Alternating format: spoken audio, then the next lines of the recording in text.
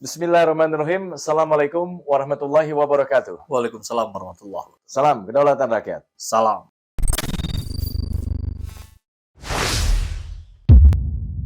Sahabat Ustadz Abdul Somad setelah kehebohan ditolak oleh Singapura ya ketika berkunjung ke sana dan mendapatkan sorotan dari berbagai pihak termasuk yang pro dan kontra juga ini Kang ya. Kemudian juga melakukan ceramah. Jadi ada tabligh akbar di Madura. Madura ya. Kang, di Madura tabligh akbarnya. Jadi kan ini ada penolakan kabarnya Kang.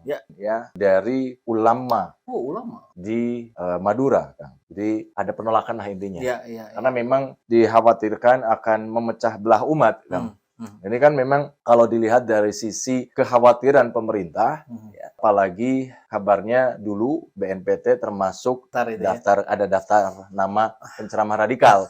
Itu Ustadz Abdul Somad. Tapi juga konon kabarnya ini dibantah dan hoax gitu kabarnya.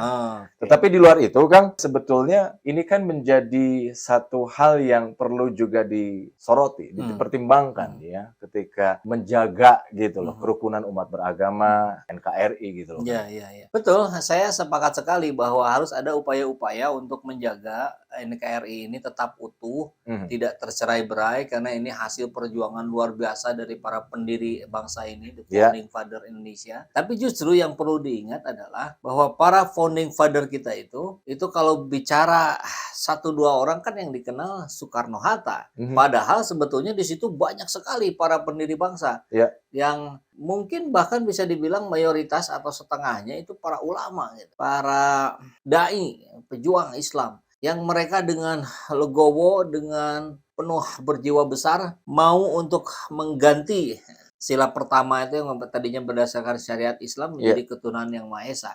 Nah, artinya negeri ini sudah dididik sejak awal berdirinya untuk bertenggang rasa, untuk bertepos liro gitu.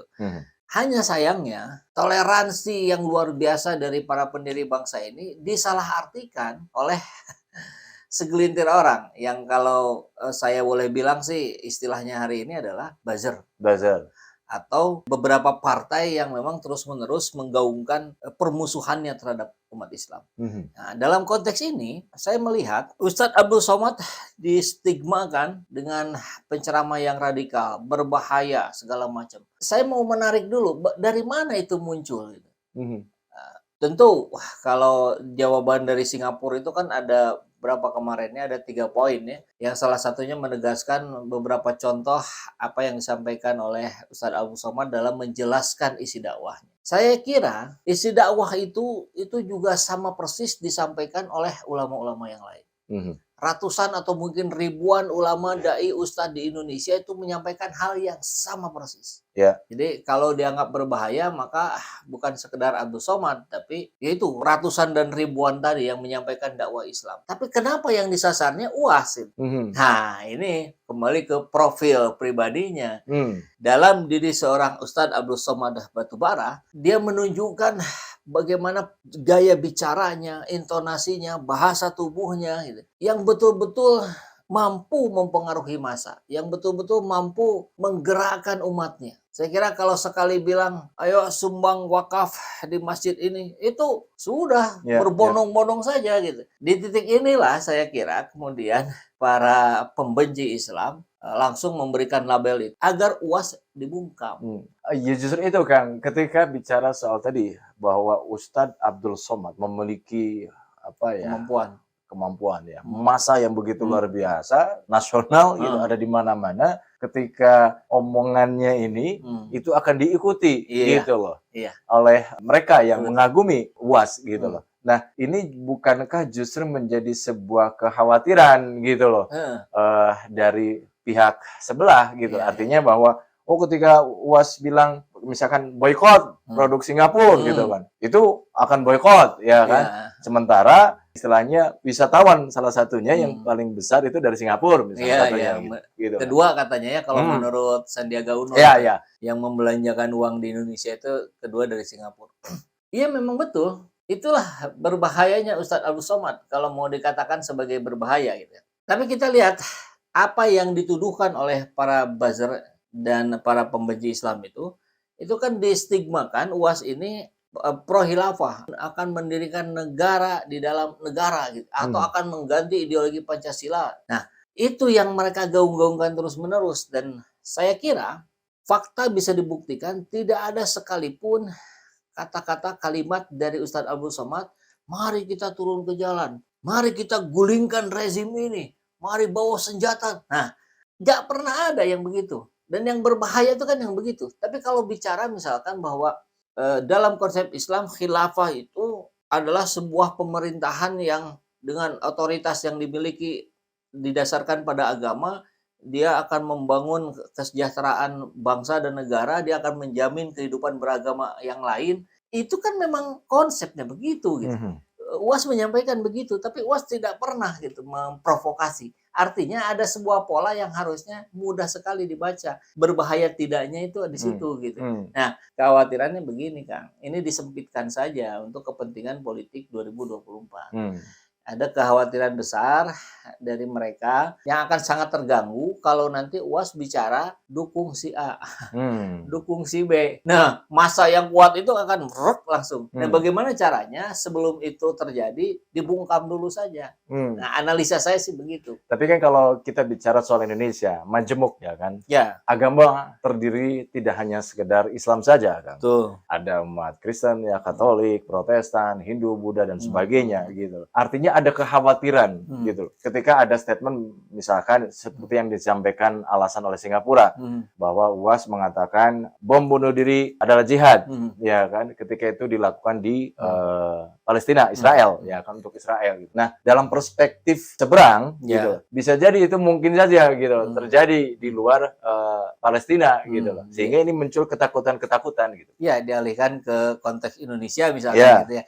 Ya, itulah yang mereka khawatirkan. Ya, mudah saja melihatnya. Kembali lagi pada konsep pola tadi. Ada nggak sih UAS berbicara yang hal-hal yang membahayakan negara ini? Ada nggak sih UAS mencoba untuk menihilkan atau mendegradasi agama-agama lain? Saya kira tidak pernah ada. Yang ada dia hanya menjelaskan saja konsep Islam dalam melihat Yesus Kristus misalkan. Sekedar penyampaian saja, bukan mengarahkan, bukan memprovokasi. Jadi kekhawatiran itu sebetulnya tidak berdasar. Faktanya apa? Faktanya mudah saja. Itu kan yang bicara elit-elit, para influencer. Kita cek aja deh ke tetangga kita sebelah kiri kanan atau saudara kita yang beragama yang lain, Hindu, Buddha, Kristen, Katolik gitu.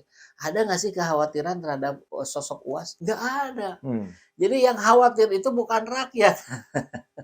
Yang khawatir itu segelintir elit saja yang dia akan merasa dirugikan dengan adanya sosok UAS yang mungkin gitu dia perspektifkan jelang 2024 ini akan membahayakan kelompoknya, ini akan membahayakan partainya. Saya kira sih itu saja. Ya, kalau kita melihat dari sisi kontestasi politik ya kan 2024. Tetapi kalau kita tarik di luar itu, bicaranya soal keutuhan NKRI. Sekarang kan memang isunya selalu itu saja bagaimana menjaga keutuhan NKRI. Nah, Indonesia yang tadi saya kembali, ada kemajemukan di dalamnya kan. Dinilai bahwa terlalu kaku gitu loh kan. Padahal kan Indonesia rakyatnya majemuk gitu loh. Ada yang dari luar, yang liberal gitu loh. Sehingga diharapkan bahwa ya istilahnya kamu-kamu, saya-saya gitu loh. Ya, itulah menariknya Indonesia. Saya kira dengan konsep demokrasi Pancasila, dia mengambil jalan tengah. Ini seperti juga konsep Islam dalam melihat kehidupan dunia. Tidak materialistis, tidak juga terlalu spiritualis. Gitu. Tidak ke arah komunis, tidak juga liberalis. Gitu. Posisinya demokrasi Pancasila mengambil ada di situ. Bahwa di sini alam demokrasi, tetapi yang didasarkan pada nilai-nilai Pancasila. Ya, yang di situ ada turunannya yang bisa menjelaskan kemana-mana. Itu kan sebuah kerangka kita bernegara. Tapi masalahnya kan kembali lagi pada fakta. Ini kita bicara tentang demokrasi Pancasila. Tapi kita dengar saja pelakunya sendiri. Pelaku perpolitikan di Indonesia, Surya Paloh sudah bilang bahwa ini tuh negara yang sangat liberalis, super liberal gitu. Artinya lebih-lebih dari Amerika. Nah, ya itulah sebuah fakta. Kita punya konsep yang bagus, ada faktanya yang buruk. Nah, maka saya kira harusnya orang-orang seperti UAS ini dirangkul, digandeng, atau kalau kan ada juga ya, mungkin bisa jadi profil seperti UAS ini sukar untuk dirangkul atau digandeng. Dirangkul itu kan seperti Jokowi merangkul Prabowo. Kayak itu tadinya berseberangan, dirangkul, yuk masuk ke dalam.